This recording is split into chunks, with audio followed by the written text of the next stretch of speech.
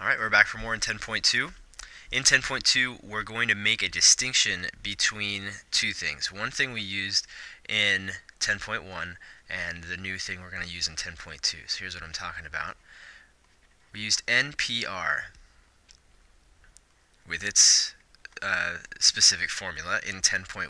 That's what we just got done learning and using. And the P stands for permutations, which meant unique orderings. Means we would take some stuff, say 4 things out of 9 things, and we would arrange them in as many different ways as possible. In 10.2, we're going to use this thing called NCR, stands for combinations, and that means unique groupings. Okay, and that's a little less strong than unique orderings. With permutations, we do take all the different unique groups that we can, but then we order them. We put them in all the different orders that we possibly can. With combinations, we just take the groups. We don't worry about taking the groups and then ordering them. We just find how many groups are there.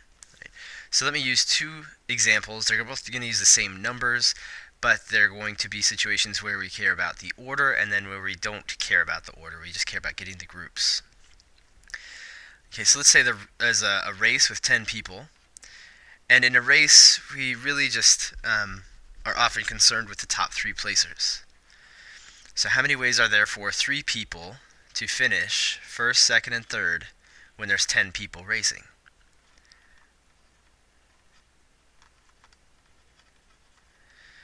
Okay, well, any of the 10 people could come in first, if everybody is equally good. Then 9 people could finish second, just 1 less because somebody already finished first, and 8 people are possibly going to be going into third place. So we multiply those together, we get 720. Those are the possible ways that the top 3 finishers can finish out of 10 racers. Okay. Now let's remind ourselves of the formula for this. It was 10 factorial over, let's go with 10 factorial over 7 factorial. Right? And that was because, that's going to work every time because 10 times 9 times 8, that's what we want to wind up with. If we use 10 factorial, that's 10 factorial. We just want to wind up with these top 3. So we can just divide by 7 factorial, because 7 factorial cancels out all of those, and we're left with the top 3. Okay? So remember what we said. We're just worried about the groupings, and in permutations, clearly we're taking all the groups, all the possible groups of top 3 placers. But then not only are we taking all the unique groups, we're then ordering them, right? If for one group we got red racer and magenta racer and blue racer, okay, that is a unique ordering. Red first, then magenta, then blue. But if we take blue and we put him up here in first, and then we move this guy down to second, and then magenta finishes third, that's different. That's a different ordering, but it's the same group of people. Okay, so let's use the same numbers for a situation that we don't care about the grouping. Let's say that there's 10 people, and we want to pick as many different groupings as we can to pick 3 just to be in a race. Okay, so this time 3 people are going to race against each other, but we're going to pick them out of a pool of 10 people. So the thing is, we are so close to this number here. What we've done is take every unique grouping, which is what we want to know.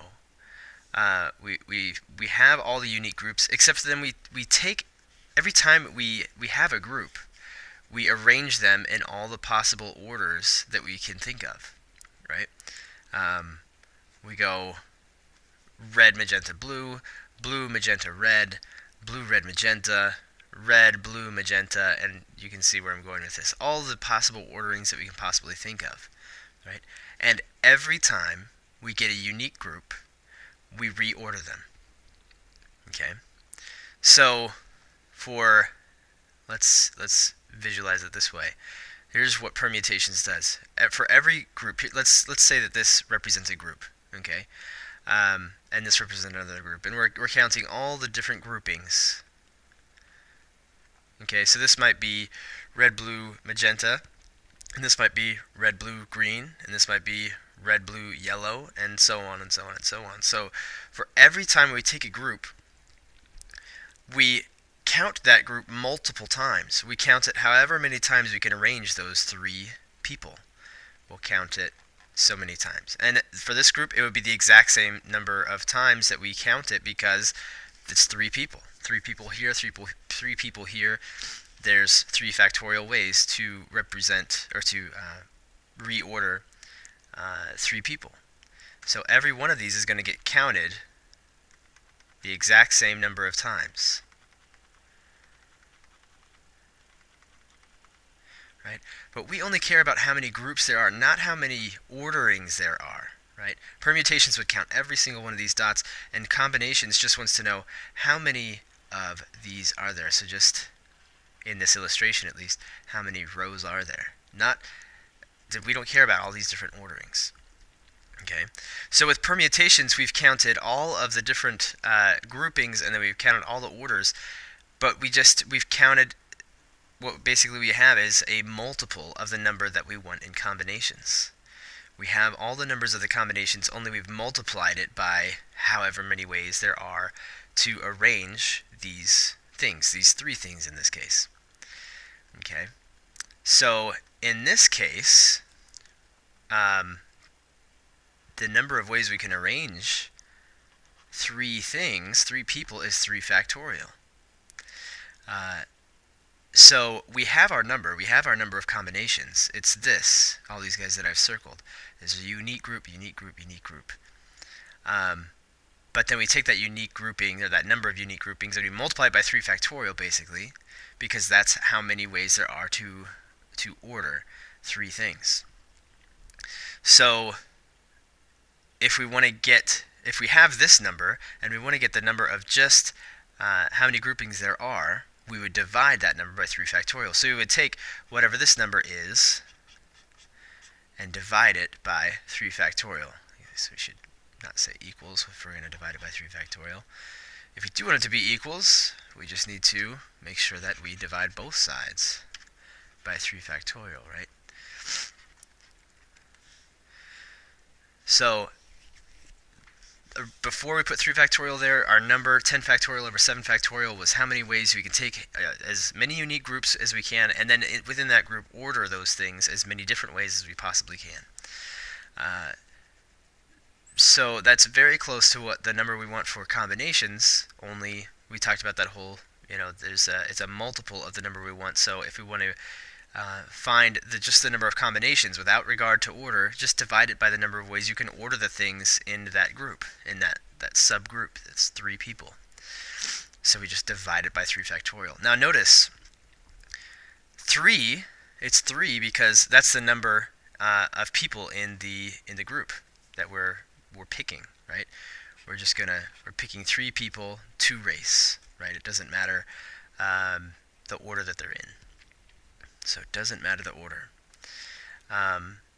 So 3 is there because there's 3 people in the group. And there's 7 is there because 7 factorial cancels out the last 7 terms that we don't care about, right?